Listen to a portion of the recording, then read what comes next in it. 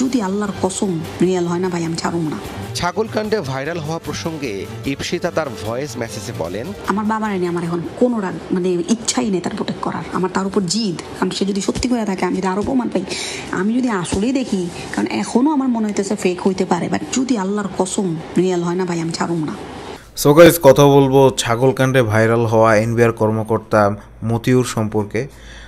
তিনি মূলত বর্তমানে পলাতক রয়েছেন, এবং তাছাড়া আরও একটি জিনিস, সেটা হলো রিসেন্টলি তার যে প্রথম সংসার, সে সংসারের মেয়ের কিছু কল রেকর্ড সোশ্যাল মিডিয়াতে ভাইরাল হয়েছে, যেখানে আসলে অ্যাজ ইউজুয়াল যেটা মানুষ এক্সপেক্ট করতে পারে, সেখানে এই ফুল পরিস্থিতি সে ডিসস্যাটিসফ্যাকশন এবং তার নিজের বাবার প্রতি যে আক্ষেপ, সেগুলো খেয়াল করছে, সেগুলো সে এক্সপ্লেইন করছে, এবং সেগুলোর মাধ্যমে সে তার দুঃখ প্রকাশ করতেছে, এবং সে ফুল স্টোরিটাকে একটা ডিফারেন্ট হরাইজনে নিয়ে যাচ্ছে। বলতেছে যে I am not accepting Apology from my father, which is that. আপনারা আমার এই ভিডিওটাতে দেখলেই বুঝতে পারবেন, আমি কিছু ক্লিপস অ্যাড করব, উইচ ইজ এই জিনিসটা বানানোর পারপাস হলো আমি আসলে অ্যাকচুয়ালি বুঝাতে চাই যে this situation is quite tricky.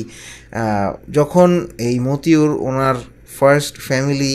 এদিকে স্বামীর দুর্নীতির খবর ফাঁস হওয়ায় বিব্রত তার প্রথম পক্ষের স্ত্রী রায়পুরা উপজেলা পরিষদের চেয়ারম্যান লায়লা কানিজো। সামাজিকভাবে হেয় হবার ভয়ে মানসিক অবসাদে ভুগছে পুরো পরিবার। ওনার সম্পর্কে কেউই জানতো না যে ওনার সেকেন্ড একটা সংসার ছিল এইখানেও। এন্ড অফ দ্য ডে ফুল পরিস্থিতিতে একটা জিনিস দেখা যায় যে মানুষ আসলে যে ক্রাইম করে সে সব দিকেই কোনো না কোনোভাবে একটা লুপহোল রয়ে যায়, এবং দে নেভার নিউ যে এই জিনিসটা এতটা একটা বড় রূপ লাভ করবে, সত্যি কথা বলতে। আর এন্ড অফ দ্য ডে এই ফুল স্টোরিটাতে যে এক একজনের দায় সারা কথাবার্তা বলতেছে, বাট আপনারা দেখেন একটা জিনিস, যে কাকে ধরার কথা ছিল এত বছর করার পরেও, তাকে এত বছর দুর্নীতি করার পরেও তাকে এন মোমেন্টে এমন দিনই যাওয়ার পিছনে নিষেধাজ্ঞা দেওয়া হলো যখন তিনি অলরেডি চলে গেলেন। You see the loop holes.